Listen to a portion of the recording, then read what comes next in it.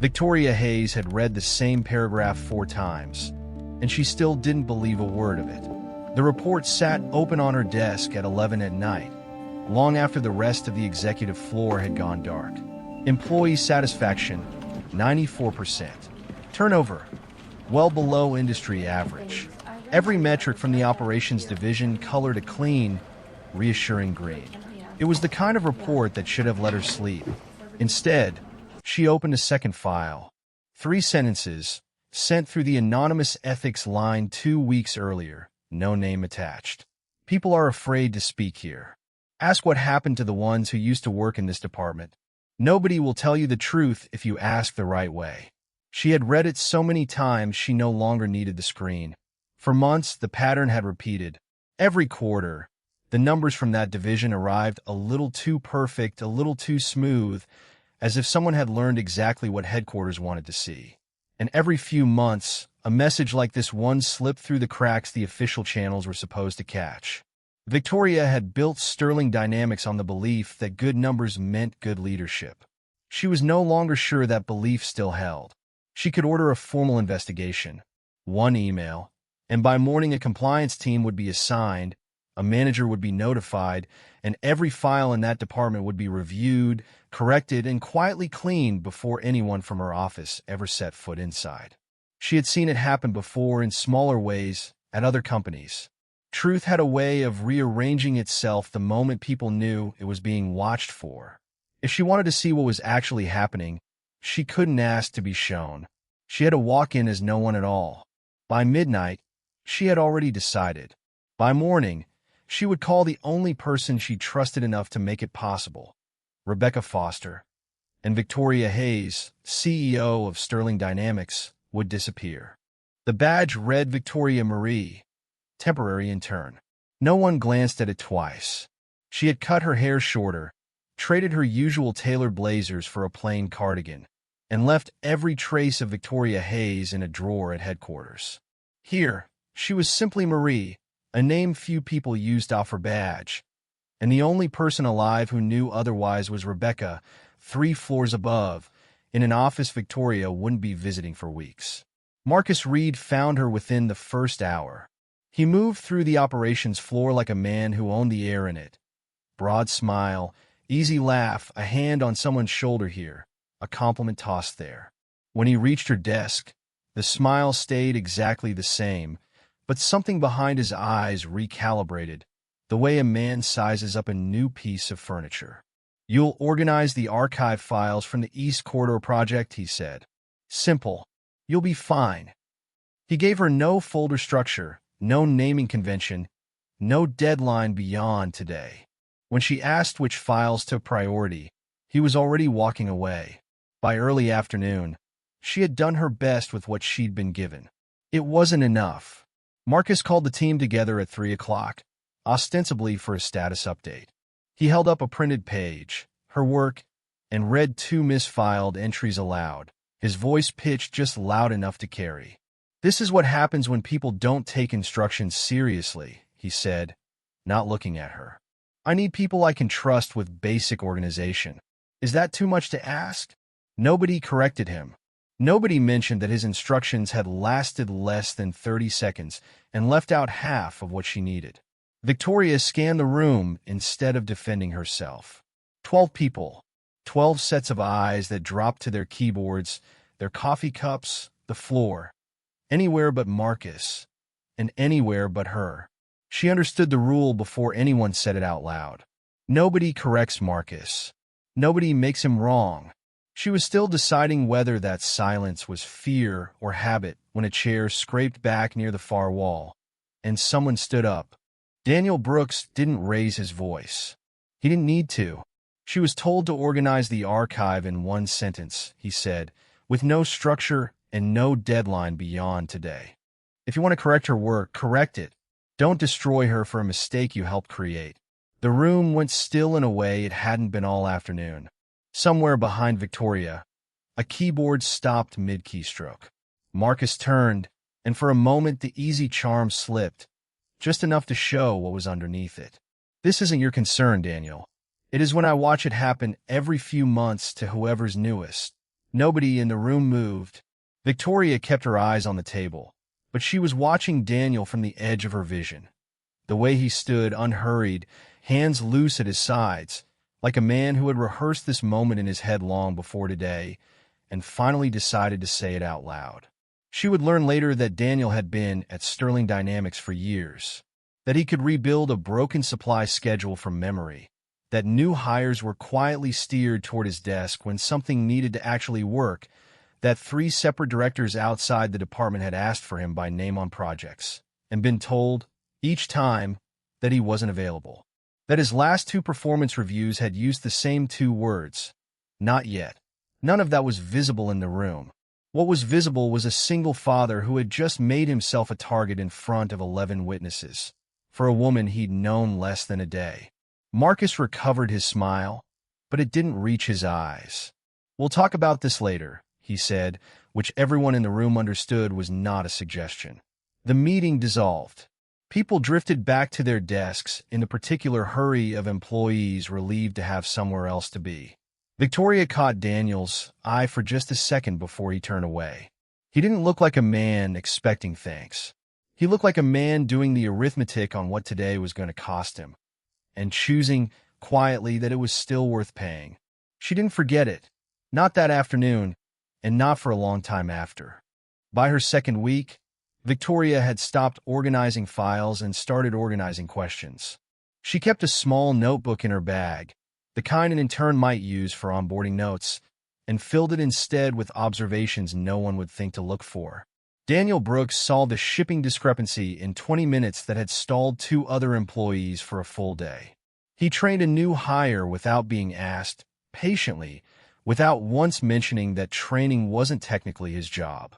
When a supplier contract nearly collapsed over a scheduling conflict, it was Daniel who caught it 3 days before anyone else would have noticed. That evening, using credentials Rebecca had quietly authorized for her cover identity, she pulled his personnel file. Not yet ready for additional responsibility. Needs to improve collaborative attitude. Recommend continued monitoring. 2 years of that. Nearly identical language. Review after review. Describing a man who by every practical measure was already doing the job he kept being told he wasn't ready for. She sat with that contradiction longer than she meant to. Then she started looking for a pattern, because one gap this stark rarely existed alone. She found 3 former employees in the archived records. People who no longer appeared on any active roster. 2 had been transferred to a satellite office with a 2-hour commute, both within weeks of raising concerns about Marcus in a team meeting. One had simply left the company, her exit interview file marked incomplete, no reason recorded. The ethics line complaints Victoria had read at headquarters, the ones that started this whole search, weren't in any of their personnel files at all. Not one. Complaints that had reached her office had apparently never reached theirs. Victoria closed her laptop and sat in the dark of the small apartment Rebecca had arranged for her cover, turning the numbers over. 1 overlooked employee could be an accident. 1 missing complaint could be an oversight. 3 people quietly removed, and every trace of why erased along the way. That wasn't an accident. That was a system, and she still didn't know how deep it went. Victoria started checking timestamps, and the timestamps told her more than the files ever did. Several personnel records had been edited late at night, 10, 11 o'clock, long after the department had gone home. The changes were small enough to miss if you weren't looking for them. A performance note softened here. A complaint reference deleted there. Every edit traced back to a login credential tied to Marcus's office. She built a simple comparison, evaluation against evaluation, across 2 years. The pattern was almost mechanical once she saw it. Employees who agreed with Marcus, who never questioned an assignment or a public correction, received steady praise. Reliable, a team player, exceeds expectations. Employees who pushed back, even once, developed a different vocabulary within a review cycle or 2. Difficult. Resistant to feedback. Attitude concerns. Daniel's file fit the second category perfectly. So did the 3 former employees she'd already found. What unsettled her wasn't the favoritism. Favoritism was common enough, an old and tired kind of unfairness. What unsettled her was the discipline behind it, the way none of it appeared as retaliation, because on paper, it never needed to. Marcus didn't have to fire anyone who challenged him. He simply had to make them look on the record like people not worth keeping. And because those records were the only version of the department headquarters ever saw, no one above him had reason to doubt a single line. She thought about the report on her desk that first night. 94% satisfaction, turnover below average, and understood now that it hadn't been a lie exactly. It had been assembled, curated, a version of the truth built specifically for people who would never walk the floor themselves. Which raised a question she didn't yet have an answer to. If Marcus had learned to shape what headquarters saw about his people this precisely, this carefully, for this long, what else beyond personnel files had he learned to shape the same way? The retaliation didn't arrive all at once. It arrived the way water finds cracks, quietly, in places Daniel couldn't easily point to and call unfair. First, a note appeared in his file about a shipment error from a project he hadn't touched in weeks. He asked for the timestamp. Nobody could explain it. Then his schedule changed without warning, shifted to cover a shift that used to belong to someone else. No memo, no reason given. Then the promotion he'd been quietly told to expect, the one 3 separate directors had already asked for him by name to fill, simply stopped being mentioned, as if the conversation had never happened. Daniel understood exactly what was being built, and exactly why. He thought about Emily that week more than usual. 9 years old, sharp enough to notice when something was wrong even if she didn't ask directly, and entirely dependent on a paycheck that came from this building. He thought about the mortgage, the after-school program, the quiet arithmetic of a single income. He told himself more than once that the smart thing, the responsible thing, was to keep his head down until whatever this was past. Marcus made that harder on a Thursday afternoon, when he stood in the middle of the floor and blamed Victoria for a supply order she'd had no part in preparing. "I need you to actually think before you touch anything," Marcus said, loud enough for the whole floor. "Or maybe thinking isn't the strength here." Victoria said nothing. She had learned by now that saying nothing was often the only safe option in that room. Daniel felt the same pull in his chest he'd felt 2 weeks earlier, and for a moment he almost let it pass. Then he thought of Emily asking him, the way she sometimes did out of nowhere, whether he'd ever stood up for someone at work. He stood up anyway. "That order came from your desk, Marcus. You know that." Marcus's expression didn't change, which was somehow worse than if it had. "We'll discuss your future with this company later today," he said, and walked away before Daniel could answer. Daniel stayed at his desk a long moment after the floor emptied out, staring at nothing in particular. He had no evidence this would end well. He had every reason to believe it wouldn't. He picked up his phone anyway and texted Emily's after-school program to confirm pickup, because whatever happened next, that part of his life at least still needed tending to. Victoria heard about the termination threat within the hour, from a junior analyst who didn't know she was anything more than the intern who'd organized the archive badly on her first day. She didn't go to Daniel. Not yet. Going to him meant explaining who she was, and she wasn't ready to do that until she understood exactly what she was dealing with. Instead, she went back to the operational reports, the same category of document that had first put her on this floor. If Marcus had learned to reshape a personnel file this precisely, she needed to know whether he'd learned to reshape anything else. It took her most of the night to find it, because it had been built to not be found. A shipment delay 8 months earlier, attributed in the official report to processing error, entry-level staff. Victoria cross-referenced the timestamp against internal system logs and found the delay had actually originated from a scheduling decision made at the director level, Marcus's level, 2 full days before any entry-level employee had touched the file. The name attached to the error in the final report belonged to an employee who had left the company 11 weeks later. She found it again, a missed vendor deadline, blamed on a junior coordination failure, traced back to an approval Marcus had personally sat on for 6 days. A quarterly efficiency dip, explained away in the report as temporary staffing gaps, which the actual staffing log showed had never existed. Every failure that could have reflected badly on Marcus had been quietly reassigned, on paper, to someone with no voice to contest it. Every success had stayed exactly where it belonged, on his desk, in his numbers, in the flawless quarterly report Victoria had read at her own desk months ago, the one that told her 94% of employees were satisfied and turnover was safely below average. She sat back from the screen and let it settle. She had come here believing she'd find a manager who mistreated his people and hid it well. What she'd actually found was a man who had learned to manufacture the entire version of reality that reached her office. Not just how his employees were treated, but what headquarters believed was true about his division, quarter after quarter for years. The real question was no longer whether Marcus was guilty. It was how she could prove something built this carefully without the one advantage that had let her see it in the first place, the fact that, so far, nobody in that building knew who she really was. Rebecca answered on the first ring, the way she always did when Victoria called after midnight. "I need something built into the workflow," Victoria said. "Something only a person actively editing records would recognize as a problem." They spent 2 hours constructing it. A routine quarterly operations report, real in every visible way, except for one deliberately planted inconsistency. A shipment figure that quietly contradicted an internal log Marcus had no reason to think anyone outside his office would ever cross-check. To anyone reading normally, it would look like an ordinary rounding error.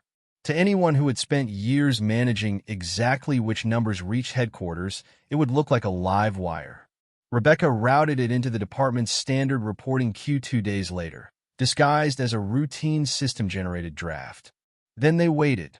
Marcus found the inconsistency by mid-morning. Victoria watched from her desk as he called one of the junior analysts into his office. The door mostly closed, but not quite. She couldn't hear every word. She didn't need to. She recognized the tone, low and instructive, the particular rhythm of someone explaining exactly how a number should be adjusted before anyone above them noticed it looked wrong. The analyst left his office 15 minutes later and sat down at his terminal, visibly uneasy, and began editing the very field Victoria and Rebecca had planted. Daniel saw it too. He was 2 desks away, ostensibly reviewing a supply schedule, and Victoria watched his eyes move to the analyst's screen and stay there a beat too long. He didn't say anything.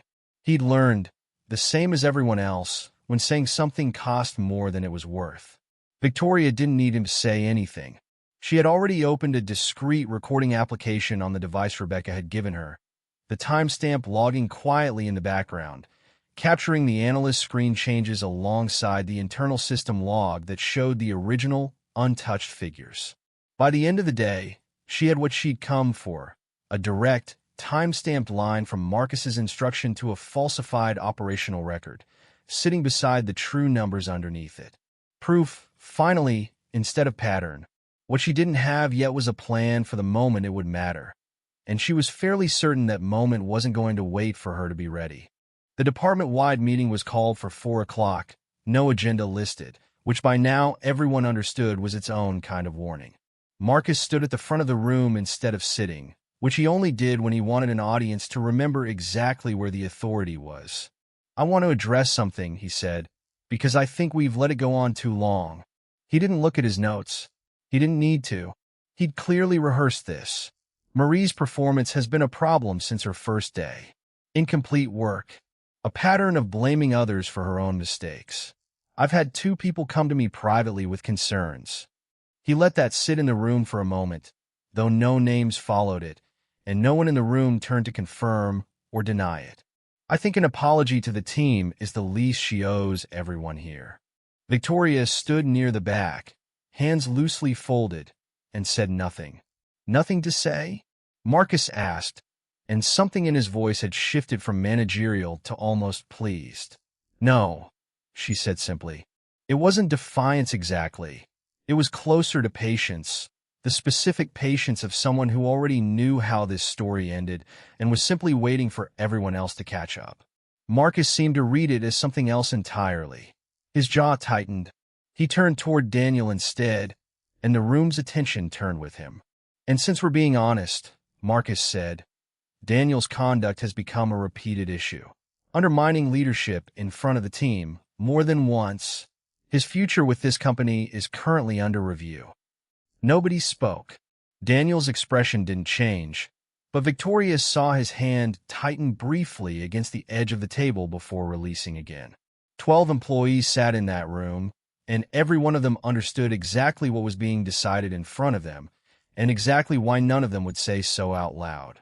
Fear had done its work thoroughly enough that it no longer needed enforcing in the moment. It simply enforced itself. Marcus surveyed the silence like a man confirming a fact he'd never doubted. He believed in that moment that he had already won. The door at the back of the room opened before he could say anything else. Victoria had stepped just outside the doorway a moment earlier, giving herself the space of a few feet from the room, and that was where Rebecca found her. Rebecca had a garment bag over one arm and didn't waste time with a greeting. "You don't have to do this quietly anymore," she said and held it out. The cardigan came off. The blazer Rebecca had brought went on. It took less than a minute, and it changed nothing about Victoria's face, her voice, or the calm she'd been carrying for weeks, but it changed everything about how the room was about to see her. She walked back in, Rebecca a step behind her. The conversation died mid-sentence. Marcus turned toward the door out of habit, the way anyone does when it opens uninvited, and whatever he'd been about to say simply stopped arriving. Rebecca didn't raise her voice. She didn't need to. "Before you continue," she said, "perhaps you should know who you've been speaking to." Marcus laughed, short and uncertain, the kind of laugh that reaches for control and doesn't find it. "I'm sorry, I don't—" "This is Victoria Hayes," Rebecca said, "Chief Executive Officer of Sterling Dynamics." The room didn't move. 12 people who had spent weeks watching this woman get blamed, corrected, and humiliated now sat with the specific, frozen stillness of people recalculating everything they thought they'd understood about the last month. Marcus's face went through several things in quick succession: confusion, disbelief, something that might have been the first real fear he'd shown since Victoria arrived, before settling into a kind of blankness, as if his mind hadn't caught up to what his body already suspected. Daniel didn't say anything at all. He simply looked at her, really looked, the way a person looks when a stranger's face and a familiar one suddenly occupy the same space. And Victoria watched him arrive, in real time, at the understanding that the woman he'd twice put his job on the line for had held his entire career in her hands the whole time, and never once let it show. Victoria didn't raise her voice, and she didn't need the room's permission to keep talking. "Sit down, Marcus," she said, and he did, because there was nowhere else for the moment to go. Rebecca opened a laptop on the table and turned the screen so the room could see it, though Victoria kept talking without looking at it herself. She already knew what was on every page. 2 years of performance evaluations, she said. Every employee who agreed with you scored well. Every employee who questioned you developed an attitude problem within one review cycle. I have the timestamps showing when those evaluations were edited and the login credentials tied to your office. Marcus opened his mouth. Victoria continued before he found the words. 3 employees who challenged you are no longer with this company. Their exit files are incomplete. Their complaints to the ethics line never appear in their personnel records, though the ethics line confirms they were filed. She let that sit. And the quarterly operational reports sent to my office for the last 2 years attribute your failures to entry-level staff who had no involvement in causing them. One of them left the company 11 weeks after being blamed for a delay she never touched. Those decisions weren't only mine, Marcus said. People made mistakes. I documented them. You documented a version of events that happened to always protect you, Victoria said. For 2 years, across a dozen employees. That's not a coincidence. That's a design. He tried once more, quieter this time, something about junior staff misreporting numbers, about pressure from above, about being the one who held the department together. Nobody in the room moved to support him. It was Karen Mitchell, from HR, who finally spoke, her voice smaller than Victoria had heard it in any prior meeting. Some of those complaints reached my desk, she admitted. I was told they'd be handled at the department level. I never confirmed that they were. The admission landed heavier than anything Marcus had said, because it answered the question Victoria had been carrying since that first anonymous message reached her office weeks ago. This had never been one manager's cruelty, contained and isolated. It was a system, one manager building it, and an entire structure around him quietly agreeing not to look too closely at what it had become. Marcus was suspended by the end of that week, pending a full independent investigation. He didn't return to the building again, though Victoria heard, secondhand, that he'd spent the first few days insisting the whole thing would blow over once someone above her office reviewed the details. No one above her office existed. The investigation took 6 weeks. It confirmed everything Victoria had already found, and added details she hadn't. A fourth former employee willing to testify, a pattern of scheduling retaliation going back nearly 3 years, evaluation edits made as recently as the week before the department meeting. Sterling Dynamics terminated Marcus's employment before the investigation had even fully closed. Daniel's personnel file took longer to fix than it had taken to break. Victoria reviewed it herself, line by line, cross-referencing 2 years of buried performance notes against the actual record. The supply chain crisis he'd resolved in 20 minutes, the new hires he'd trained without being asked, the contract he'd saved with 3 days to spare. She rewrote none of it from guesswork. Every correction traced back to something verifiable, something that had simply never been allowed to reach the page. She called him into her office on a Tuesday afternoon. "The promotion 3 directors asked for you by name," she said. "It's yours if you want it." Daniel sat with that for a moment longer than she expected. "I don't want it because I stood up for you in a meeting," he said finally. "I don't need it to be a reward." "It isn't one," Victoria said. "You earned this 2 years before I ever walked onto that floor." Marcus made sure nobody could see it. "I only fixed what should have already been true." He nodded slowly, though she could see him still turning it over. The strange arithmetic of finally being seen for work no one had acknowledged in years. "What happens to the department now?" he asked. "New director. Same system underneath him?" It was the right question, and Victoria didn't have a complete answer yet. "That's what I intend to find out," she said. "Removing Marcus isn't the finish line. It's the first correction in something that needs to change a lot further down than one office."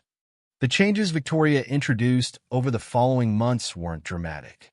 They were structural, which was slower, and in her experience, far more durable.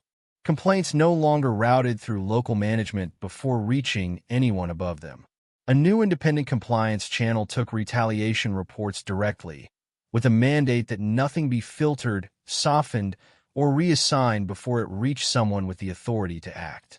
Operational reports were rebuilt on a system that flagged unauthorized edits automatically, time-stamped and traceable, so no single office could quietly reshape a number before it left the building.